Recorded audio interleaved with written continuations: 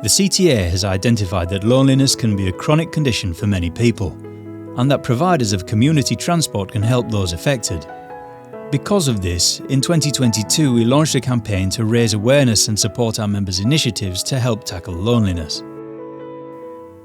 We funded 18 pilot programs throughout England, and through our members' efforts, we have compiled our findings on how community transport can help to reduce social isolation and loneliness.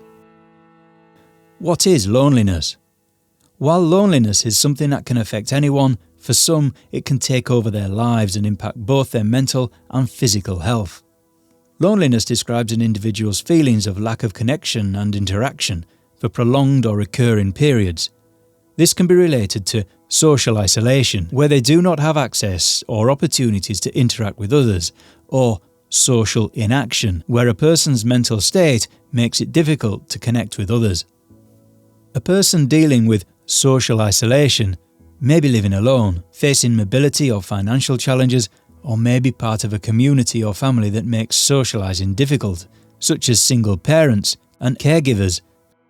For some, bouts of loneliness can be triggered by life events like bereavements, breakups, or moving home. For others, loneliness can be caused by anxiety, stress, or low self-esteem. This can lead to social inaction, where a person avoids contact with others.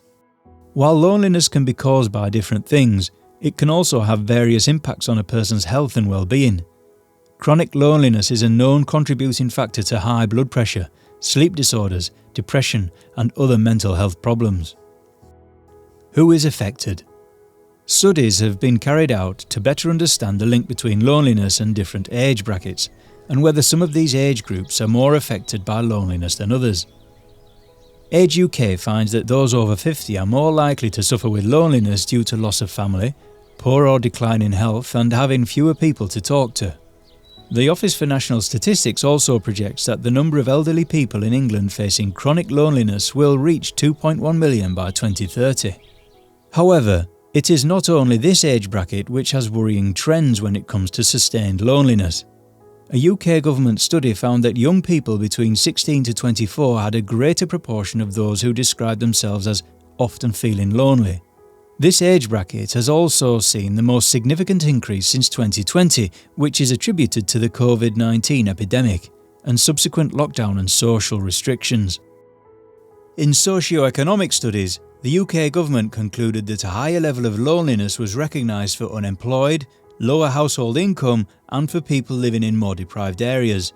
While these factors are not directly correlated to age, sex, or ethnicity, the study also identified a higher risk for those with care responsibilities, and this was more likely for the demographic of women and older people. What are the effects? For many, the term loneliness may seem like a purely emotional and temporary state and would simply be resolved by more social interaction. The reality is that the mental impacts of loneliness and emotional isolation is closely linked to depression and antisocial personality disorder. Many people who regularly interact with larger groups, such as office workers, retail staff, or large families, can still commonly suffer from loneliness. This is because loneliness is a lack of the quality of connections, not the quantity. And the quality of relationship required by an individual is often very different from one person to the next. The charity Campaign to End Loneliness compiled a number of studies which concluded loneliness increases the risk of high blood pressure and heart disease. Chronic loneliness can have worse health effects than obesity or smoking. Social isolation carries greater risk of developing dementia and other cognitive disorders. Loneliness, linked with depression, increases a person's risk of death by 26%. What can be done? As with all public health challenges where the problems are psychological and behavioural, those suffering with loneliness linked to depression or other emotional disorders must be referred to the correct NHS and public health channels. However, for a person's well-being to improve, there are also a number of positive changes that can be facilitated by support and care providers. This is why it is important that community transport providers be mindful of tackling loneliness when designing their services and engaging with their users and volunteers. For more information, please visit ctauk.org.